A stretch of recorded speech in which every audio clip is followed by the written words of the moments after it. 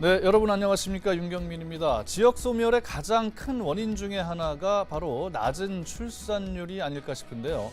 통계청 자료를 보면은 지난해 우리나라 합계 출산율이 0.78명, 세계에서 가장 낮은 수준입니다. 불과 한 세대 전인 1991년에 비하면은 출산율은 절반, 그리고 출생아 수로는 3분의 1 수준으로 줄었습니다. 이대로 가다가는 국가 소멸의 상황을 맞게 될지도 모른다, 이런 걱정의 소리도 나오고 있는데요. 과연 대책은 없는 걸까요? 오늘은 갈수록 심각해지는 저출산 위기를 집중 진단해 보도록 하겠습니다. 스튜디오에 저출산 고령사회위원회 위원을 지낸 이원재 경제평론가 함께 자리했습니다. 안녕하세요. 어서 오십시오. 네, 안녕하세요. 이원재입니다. 예. 혹시 자녀가 몇 분이십니까? 저는 딸 하나, 아들 하나, 합이 둘 있습니다. 아, 200점이네요. 저는 아들만 둘이라서. 낮은 것 같아요. 네, 그래요? 저도 둘이고 이렇게 같이 동세대니까. 근데 요즘 보면은 아이를 하나 낳거나 낳지 않는 부부도 많은 것 같아요. 네네네. 그 원인은 어디에 있다고 보십니까? 그러니까 그게 사실 크게 보면 사회경제적인 원인하고 문화적인 원인 이렇게 두 가지로 예. 생각해 볼 필요가 있는데요. 사회경제적 원인은 상당 부분 경제적인 겁니다. 애 키우는데 돈이 많이 든다. 아이를 낳으면 교육비 들어가죠. 예. 그리고 먹고 살아야죠. 예. 여러 가지 돈이 들어. 요즘은 청년 돼 가지고 취업하기 전까지도 그렇죠. 또 계속 지원을 해야 되는 이런 문제도 있고 또 그 아이 낳기 이전에 결혼을 하면 혼인을 하면 또 집을 구해야 된다는 예. 이 압박이 있어서 주거 비용이 들죠. 집값이 또 워낙 비싸니까. 그렇죠. 예, 그리고 예. 청년들의 경우에는 요즘은 취업 연령이 점점점 늦어지고 있는데 예. 그러다 보면 일자리를 구해서 안정이 된 다음에 결혼을 하지 않으면 이게 가족을 부양하기 어렵다는 또 이런 스트레스도 있고 예. 그래서 이런 경제적 원인이 한쪽에 있습니다. 사회 경제적 원인이 예, 예. 있고 그런데 한편엔 또 문화적인 요인이 예. 있는데요. 이건 뭐냐면 예를 들면 한 20-30년 전까지만 하더라도 예. 청년이 20대 중반 청년이 가족 모임에 나가면 예. 다 너 결혼은 언제 하니? 예. 이런 질문을 처음에 명절에 받다가 모이면은. 그죠. 예. 그리고 결혼을 하고 나면은 아이는 혹시 언제? 예. 첫째를 낳고 나면 둘째는 이렇게 질문이 막 들어오는 그런 가족의 문화적인 압력이 압박 안에 있군요. 있었죠. 네. 이게 뭐냐면은 과거에 우리 농업 사회에서부터 내려온 대가족. 문화거든요. 네. 대가족 제도. 예. 대가족을 유지해야 노동력이 유지되고 그렇죠. 사람들이 다 나가서 모내기도 하고 잡초도 뽑고 해야 되니까 네네네. 대가족 제도가 경제 생활의 근간이었던 예. 조선시대 전근대 사회에서 예. 우리 그 현대 사회로 넘어와서 대가족 제도가 시대가- 필요가 없어졌는데 문화는 남아 있는 그런 거예요. 이제 잔존에 있는 거죠. 그렇죠. 때가 되면은 결혼하고 아이를 낳아서 노동력을 만들어야 된다. 이 문화가 네. 남아서 계속 압박이 있었는데요. 예. 문제는 우리 21세기 들어서면서 예. 이제는 정말 다들 각자 취업해서 먹고 사는 이런 사회가 현대 예. 사회가 되다 보니까 예. 그런 문화가 슬슬 없어지기 없어졌어요. 시작한 거예요. 그래서 이제는 디폴트 값이 음. 결혼을 해서 아이를 낳는 것이 꼭 해야 되는 것이 아니고 이거는 합리적 선택이다. 이렇게 바뀐 거죠. 근데 합리적으로 생각해 보면 예. 사회경제적 요인이 생각이 나거든요. 아. 그래서 이게 많은 사람들이 결혼을 선택하지 않을 수도 그렇군요. 있다, 출산을 선택하지 않을 수도 있다고 되어가는 거죠. 2000년대 들어서 그러니까 결혼은 필수가 아닌 선택사항이 돼버렸다. 맞습니다. 예. 그럼 합리적으로 생각한다는 게 또 예. 핵심입니다. 합리적으로. 그러니까 계산을 집값도 하는 비싸, 거죠. 육아 비용도 들어. 근데 과연 결혼과 출산을 해야 될 거냐? 꼭 그렇죠. 반드시 네네. 옛날에 대가족 제도와 이런 거를 당연히 있었습니다만 이제 사라졌다. 네. 알겠습니다. 자, 우리가 이제 저출산 문제, 인구 소멸 문제 이야기하고 있습니다만 정말 출산율 얼마나 심각한지 한번 살펴보도록 하겠습니다. 이지훈 기자가 브리핑 해드립니다. 통계청 발표에 따르면 지난해 우리나라 출생아 수는 24만 9천 명으로 전년 대비 11,500명 감소했습니다. 출산율은 0.78명, OECD 국가 중 가장 낮은 수치입니다. 10년 전과 비교하면 절반가량 줄었고 1970년에 비해선 4분의 1 수준입니다. 반면 사망자 수는 37만 3천 명으로 전년 대비 5만 5천 명이 증가했습니다. 지난 2020년 사망자 수가 출생아 수를 추월한 이후 출생아 수와 사망자 수의 간격은 점점 벌어지고 있는데요. 2020년 인구는 3만 3천 명이 줄었는데 지난해에는 12만 4천 명이 줄었습니다. 통계청은 인구 감소 추세가 지속되면서 2050년 우리나라 인구가 4,736만 명이 돼 5천만 명대가 깨질 것으로 전망합니다. 옥스퍼드 대학교 데이비드 콜먼 교수는 2700년 우리나라가 지구상에서 첫 번째로 소멸될 국가가 될 것이라고 경고합니다. 헬로티비 브리핑이었습니다. 지금 끔찍하네요. 2700년 물론 아직 시간이 많이 남아 있습니다만 2700년이 되면은 대한민국이 소멸된다. 이게 끔찍한 얘기인데, 자, 출산율이 떨어지면서 인구가 줄어들게 되면 여러 가지 사회적인 문제가 생기겠습니다만은 제가 생각했을 때는 5가지가 떠오르더라고요. 일단 일할 수 있는 사람이 줄어들, 노동력이 부족한 현상이 생기겠죠. 그리고 이제 노인이 늘어나고 연금을 받는 사람은 늘어나고 연금을 내는 사람은 줄어드니까 이게 연금 어떻게 고갈, 당장 제가 나중에 연금을 받을 수 있을지 이게 또 걱정이고. 또 학령 인구가 줄어들면서 아이들이 학교를 없으니까 학교가 문을 닫게 되죠. 대학도 문을 닫게 돼서 이 폐교 위기. 그 다음에 또 이제 그러면 국가는 누가 지킬 것이냐? 병력 자원도 모자랄 거란 말이죠. 지금 60만 대군은 이제 사라졌고 35만까지 줄어들 것이라는 그런 예측이 있고. 그러면 결국은 국가 경쟁력이 약화될 것이다. 이렇게 이제 우려가 되는데 이거 외에 또 어떤 문제가 또 예상이 됩니까? 사실은 우리가 이 문제를 볼 때 2가지를 나눠서 볼 필요가 있는데요. 하나는 아까 그 그래프에서 나왔습니다만 전 세계적으로 지금 다 저출산 현상이 벌어지고 있거든요. 그러니까 스웨덴, 핀란드 같은 우리가 생각하기에 복지국가, 굉장히 복지의 천국같이 여겨지는 그런 국가들도 저출산이에요. 스웨덴 1.6명, 핀란드 1.3명 이렇거든요. 우리보다는 굉장히 높죠. 그렇지만 인구가 유지되는 데 필요한 출산율이라는 2.1명에는 굉장히 못 미치죠. 그래서 2가지를 나눠서 봐야 된다, 저는. 그래서 한 가지는 우리는 일단 스웨덴, 핀란드 정도까지는 가야 한다라는 부분 하나하고, 그런데 스웨덴, 핀란드와 2.1명 사이는 못 채운다. 이거는 적응해야 된다. 이렇게 2가지 나눠서 봐야 된다고 봅니다. 그런 관점에서 보면은 가장 큰 문제는 사실은 생산 가능 인구의 감소인 겁니다. 그래서 우리가 지금 0.78명 그 합계 출산율이라는 얘기는 이런 상태에서 약 30년 정도가 지나면은, 그러면 우리나라에서 지금 현재 노동하고 할 수 있는 25세부터 65세 사이의 인구가 있지 않습니까? 이 인구가 사실은 상당 부분 줄어들어서 나머지 인구를 먹여 살리도록 막 노동을 해야 되는 그런 상황이 된다. 이게 지금 핵심적인 문제입니다. 그게 말씀하신 연금 문제이기도 하고, 복지 문제. 더 크게 보면은 어쨌든 간에 우리는 물건을 계속 만들어내야 되는데 우리 밥도 먹어야 되고 뭐 컴퓨터도 써야 되고 자동차도 몰아야 되잖아요. 그걸 만들 사람이 부족하다. 경제 전체적으로 공급 부족 문제가 올 수가 있겠다. 뭐 이게 지금 사실은 가장 큰 문제입니다. 결국 그래서 나중에도 뭐 이야기하겠습니다만은 외국인 노동자를 수입해서 이민 사회를 우리가 만드는 것도 하나의 방법이다. 이런 생각도 좀 해봅니다. 그런 생각을 해볼 수가 있죠, 사실. 노동력 공급이 문제가 된다면. 그래서 한 세대 전만 해도 이제 결혼하는 나이를 우리가 따져보면은 남자는 20대 후반, 27, 8, 저도 28에 결혼을 했습니다만은 여성은 이제 20대 중반이나 뭐 빠르면 초반 이렇게 결혼했는데 지금은 뭐 20대 결혼하는 사례는 거의 뭐 찾아보기가 어려울 정도고 30대 중반 막 이렇게 후반까지 가서 결혼한, 심지어 뭐 40대 결혼하는 분들도 있습니다. 이렇게 결혼 시기가 늦어지는 이유는 뭡니까? 그러니까 이게 관습으로 결혼하는 게 아니고 합리적으로 생각을 해보면은 선택을 해서 결혼을 하겠다 이렇게 생각을 하고 나면 일찍 결혼할 이유가 없어요. 왜냐하면 우리나라 그 취업 연령이 점점점 뒤로 미뤄지고 있거든요. 점점 더 모든 사람들이 고학력자가 되고 교육기관이 늘어나지 않습니까? 교육기관이 늘어나면 일단 사회에 나갈 수 있는 나이 자체가 올라가요. 그 상태에서 더 심한 건 뭐냐면 교육을 많이 받았기 때문에 훨씬 더 까다롭게 직장을 선택을 하게 되죠. 그러면 오랫동안 탐색을 하게 됩니다. 그러다 보니까 지금은 30살 넘어서 취업을 하는 것도 그렇게 늦은 것 같아 보이지 않을 정도가 되고, 그런데 결혼이 관습이라면 경제적으로 뭔가 안정 안 된 상태에서도 그냥 해요. 그냥 해야 되니까 이거. 그래요? 해야 되니까 하는 것이다. 과거엔 사랑하니까 그랬거든요. 하는 거죠, 결혼은. 사랑하니까 하는 거죠. 사랑하니까. 근데 요즘 젊은이들은 사랑하는데도 결혼을 못 한다는 거죠? 사랑을 하지만 안 해도 되는 거죠. 결혼 안 해도.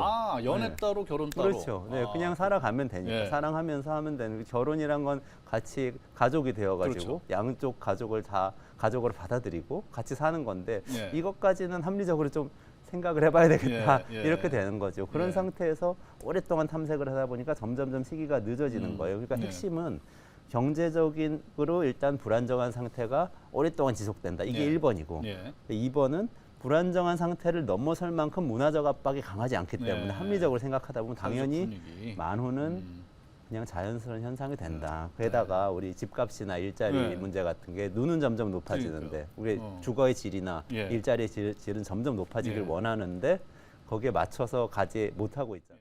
결혼하고 이제 그러면 아기를 낳는 것이 일반적인데 요즘 또 출산을 잘 안 합니다. 우리가 앞서서 그 얘기도 했습니다마는 한 명 겨우 낳아봐야 한 명 낳는 부부들이 많습니다. 안 낳는 부부도 있는데 자 원인을 일단 좀 진단을 해야 될 것 같아요. 분석을 해야 될 것 같아요. 어떤 원인이 있습니까? 이 부분이 사실은 저는 핵심적이라고 보는데요. 이거는 돌봄 천시문화하고 관련이 있어요. 돌봄. 우리 예. 사회가 전체적으로 예, 돌보는 일, 예, 아이를 돌보는 것도 사실 노동이거든요. 그렇죠. 돌봄 노동이라고 부를 수가 있고 사실 얼마나 힘듭니까? 아이를 힘들죠. 키워보면. 육아가. 네, 그런데 우리 흔히 하는 얘기 막 뭐 일하다가 잘 못하는 사람 있으면 너 집에 가서 애 낳아봐. 아직도 그런 얘기 하는 분들이 있죠. 애 보는 게 얼마나 힘든데. 예. 그러니까 예.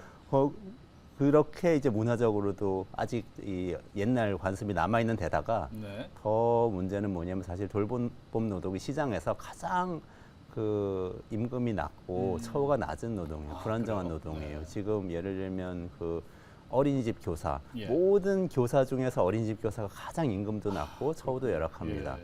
그리고 또 뭐 노인 돌봄 쪽으로 가더라도 요양보호사 같은 예. 분들은 모든 노동자 중에서 가장 불안정하고 이 처우가 낮은 분들이에요. 네. 다 그래서 60대 이상 노인들이 노인을 예. 돌보는 상황이고 사회 전체적으로 돌봄 노동 자체를 천대하는 거죠. 사람은 사무실 가서 일해야지 왜 애나 보고 있냐 이렇게 예. 생각하다 보니까 고학력자 여성들이 많이 늘고 있잖아요. 여성들도 이제 나가서 일을 하고 예. 또 그 경제적인 소득도 얻고 그래야 된단 말이죠. 그러면서 자아도 실현을 하게 되는 건데 그분들이 생각할 때에 아이를 돌보는 일을 할 이유가 없습니다. 내가 아무리 아이를 사랑한다고 하더라도 사회적으로 이렇게 천시받는데 거기다가 더 불을 지른 것이 최근에 노키즈존 같은 논쟁이에요. 예. 그러니까 어른들만 있어야 되는 공간이 필요한데 왜 아이들이 들어오냐? 아이들은 들어오지 시끄럽다, 말라. 귀찮다. 뭐 그렇게 예. 얘기를 하는데 거기에 사실은 돌보는 어른이 같이 있는 예. 거잖아요. 그 돌보는 어른 입장에서 보면 아이를 돌보는 일 우리 사회에서 굉장히 천시받는 일이고 나는 네. 뭔가 핍박받고 있다 네. 이런 느낌을 그렇군요. 받게 되니까 자꾸 피하게 되는 거죠. 야, 그러니까 뭐 고학력자를 줄일 수도 없는 노릇이고 이 사회 문제를 어떻게 극복해야 될지 좀 고민이 됩니다. 자, 그래서 그러면은 뭐 일반 우리 시민들 30대 남녀들은 왜 보통 사람들이 결혼을 늦게 하거나 생각하지 않거나 또 출산에 대해서도 꺼리는지 직접 시민들 인터뷰를 들어봤습니다. 함께 보시죠. 아무래도 개인 시간을 소중히 하고 결혼을 하게 되면은 희생해야 된다고 생각을 많이 하기 때문에 결혼을 기피한다고 생각합니다. 결혼을 하고 나서도 딩크족이라고 하잖아요. 개인의 삶을 소중히 여기기 때문에 아이를 갖는 행복보다 자신의 시간을 이렇게 누리는 것을 더 가치 있게 생각해서 아이 키우는데 비용이 워낙 많이 들기 때문에 한 사람의 벌이로서 힘들다고 생각을 해서 그에 따라 자연스럽게 출산율이 저하되는 것 같습니다. 지금은 개인적인 삶이나 이런 게 더 존중되는 시대이기도 하고 나 자신을 먼저 돌보고 싶어서 실제로 아기를 낳고 나니까는 비용 문제도 많이 들고 아기를 낳으면은 아기를 맡기고 맞벌이를 하던가 이렇게 해야 되는데 딱히 회사 쪽에서도 환영하지 않고 그다음에 아기를 맡길 만한 환경도 만만치 않고 직장을 다시 복귀하고 싶어도 복귀 못하고선 퇴사를 하고 이렇게 되더라고요. 네, 저런 여러 가지 다양한 이유가 있는데 뭐 저 합리적인 또 이유도 있는 것 같아요. 맞습니다. 예. 네. 그래서 지금 보면 이제 맞벌이 부부가 상당 부분 이제 늘어났기 때문에 저희 세대하고는 다르게 지금 이른바 MZ 세대나 요즘 사람들은 거의 맞벌이를 하죠. 그래서 그러다 보니까 이제 여성이 출산을 하게 되면 경력 단절도 벌어지고 육아에 어떤 굉장히 어려움을 겪게 되는 게 사회적 어려움인 것 같아요. 그래서 출산율이 줄는다 그런 것 같은데 자 그래서 국회에서 육아 지원법을 발의를 했습니다. 8살 이하 그리고 초등학교 2학년 이하의 자녀를 둔 근로자는 재택근무가 가능하고 야근을 면제해준다. 뭐 이런 내용인데 이게 실질적으로 어느 정도 효과가 기대됩니까? 취지는 굉장히 좋고요. 좋죠. 왜냐하면은 아까도 뭐 돌봄 천시 사회에서 말씀드렸습니다만 아이를 돌보기 위한 절대적인 시간도 부족한 게 또 우리 현실이거든요. 예. 그래서 뭐 부모들이 일찍 퇴근할 수 있고 아이가 어릴 때는 뭐 육아휴직 할 수 있고 다 좋습니다. 예. 다 좋은데 사실 대기업이나 공공기관에서는 이미 많은 곳에서 이걸 하고 있고 예. 이런 법이 시행된다고 그러면은 뭐 환영할 겁니다. 그런데 수많은 중소기업 중소기업이. 그리고 중소기업보다 더 열악한 곳이 자영업자와 자영업자. 프리랜서들 예, 이런 분들은 프리랜서. 이 혜택을 받을 수가 없어요. 네. 왜냐하면 내가 하루 일을 쉬면 바로 그만큼 소득이 비어버리거든요. 그렇죠. 네. 그러니까 이분들한테는 아예 적용이 안 되는 그런 제도들이라서 그런 어려움이 좀 있습니다. 혜택을 받는 사람이 대다수여야 되는데 대다수가 아닌 게 문제점입니다. 그렇죠. 그러면 그 자영업자, 프리랜서, 중소기업, 중견기업 다 강제로 이게 의무를 주면 안 됩니까? 그렇게 할 수가 없죠. 내가 혼자서 네. 예를 들면 혼자서 일하고 있는 편의점 사장이에요. 네. 근데 나보고 뭔가 재택근무를 하라고 아이고, 그러면 안 이게 되죠. 안 되는 가게 누가 거죠. 보라고. 그리고 아. 일찍 퇴근해라 그러면 가게는 24시간 편의점인데. 네, 그러니까 그 문제가 그렇군요. 있어요. 그래서 결국은 이렇게 직장에 한정된 이런 복지 제도는 네. 좋은 직장 다니는 사람한테 유리합니다. 그렇군요. 많은 사람한테 혜택을 주려면 보편적 복지를 할 네. 수밖에 없게 되는 거예요. 그래서 예를 그런 들어서 문제가 이런 뭐 노동시간 문제 같은 경우도 네. 결국에는 예를 들어서 아동수당 지금 만 7세까지 월 10만 원씩 예, 지급하고 예. 있는데 부모수당도 아동수당이 있고. 늘어난다든지 부모수당이 늘어난다든지 이런 방향이 사실은 보편적이죠. 모든 그래요. 사람한테 해당이 아. 되니까. 자, 이제 우리가 외국의 사례를 좀 봐야 될 것 같습니다. 우리보다 앞서서 이 저출산 문제를 겪은 뭐 유럽이라든가 독일 같은 경우만 해도 1980년대 출산율이 1.3명까지 떨어졌다가 2021년에는 1.58명으로 올랐어요. 우리보다는 뭐 훨씬 좋은 거죠. 프랑스도 많이 떨어졌다고는 하지만 1 이하로는 떨어지진 않았죠. 그리고 네네. 1.83명을 기록을 하고 있습니다. 그 저출산 위기를 어느 정도 극복한 사례가 있는데 그 원인은 어떻게 분석하십니까? 예, 그 독일 같은 경우에 재미있는 제도가 있는데 아동수당이에요. 예. 근데 아동수당이 사실은 1970년대부터 시작이 됐거든요. 예, 근데 일찍 처음에는 줬네. 우리나라처럼 아주 어린애들한테 조금씩 주는 걸로 시작을 했었는데 음. 점점 넓혀서 어느 시점 이후에는 만 18세까지 그 지급을 하면서 성인 되기 전까지. 네, 그리고 조금씩 차등해서 뭐 나이가 많아지면 조금씩 덜 주는 걸로 줄이고. 하다가 올해 초에 획기적인 정책을 발표를 했는데요. 독일에서 올해 초에 만 25세까지 아동수당을 지급한다. 만 25세? 네, 그러니까 아니, 무슨 아동수당이 아닌 거예요, 이제. 청년수당 아닙니까? 네. 근데 그 제약이 있어요. 뭐냐면 성인이 되면 취업을 하기 전까지만 지급한다. 이렇게 취업 돼요. 전까지만. 취업하면 자기가 돈을 버니까. 예. 그래서 그리고 액수도 다 통일을 했어요. 네. 월 250유로. 그래서 우리 얼마입니까, 돈으로 하면 우리 돈으로? 31만 원 정도 됩니다. 한 월 살짜리나 25살짜리나 네네네네. 35만 원 정도를 주는 거예요. 그 정도 한 30, 달에? 한 1, 2만 원 정도를 31만 원? 계속 지급을 하는 거죠. 그래서 사실 이런 식으로 안정적으로 계속 소득을 지원하는 정책이 사실은 효과가 크지 않았나 네. 싶은 생각이 들고요. 그건 이제 그러면- 정부 재정이 아주 튼튼할 때 가능한 거고. 그죠? 그렇죠. 독일이야 네. 뭐 잘 사는 나라니까. 그렇지는 않습니다. 그렇진 왜냐하면 않아요? 재정 우리나라가 더 튼튼해요. 튼튼해요? 네, 국가 부채율도 부채가 우리나라가 우리가 독일보다 낮아서. 더 낮고요. 음. 그리고 경제 성장률도 독일은 오랫동안 2% 정도 계속 예. 유지를 해왔는데 우리나라는 2%대 된 건 최근이죠. 아, 그렇군요. 한동안 뭐 3%, 4%로 했었으니까 사실 네. 우리나라 여력이 좀 있으니까 할 수 있고요. 네. 또 하나는 독일은 이민자를 많이 받아들였어요. 이민자. 아, 그렇죠. 2015년 이후에 메르켈이 네. 지금 튀르키예 예. 그 예전에 예. 터키 그 이민 받아들이고 시리아 난민들 받아들이고 그리고 최근에 우크라이나 예. 이 이민자 난민들까지 받아들이면서 예. 이민자를 240만 명을 2015년 이후에 받아들였어요. 어우, 7년 많이 동안. 그러니까 우리나라 받아들였네요. 대구 네. 인구에 해당되는 예. 이민자들이거든요. 예. 이분들이 다 들어오는데 이분들이 또 노동 가능 연령대에 있는 분들이기 때문에 그 아이를 왕성하게 낳을 그럴 나이에 있고 네. 또 많은 분들이 또 무슬림이세요. 무슬림이 사실은 출산율이 높습니다. 아. 좀 종교적 문화적인 이유가 예, 있습니다. 예, 예. 그래서 출산율이 좀 높게 유지된 이런 부분이 있고요. 그렇군요. 프랑스의 사례가 또 한 가지 배울 네. 점이 있는데요. 프랑스는 여러 가지 복지 정책이 잘 돼 있습니다. 네. 핀란드, 스웨덴, 우리처럼 출산 이 휴가제도, 뭐 육아휴직제도 이런 거 잘 돼 있는데 해결을 못하다가 예. 사실은 딱 트리거가 된 이 문제 해결점이 혼외 출산 인정이었어요. 혼외 출산 인정. 네, 동거하고 있는 분들이 자녀를 가져도 주민등록에서 그냥 받아줍니다. 호적에 올려준다 이 말이네요. 네, 간단하게 그리고 얘기는. 그 자녀가 등록되면 모든 복지 혜택이 다 가요. 자녀한테 가요. 네. 아동 그 부모한테 결혼 안 가는 게 해도, 아니고. 네, 차별 없이. 그렇죠.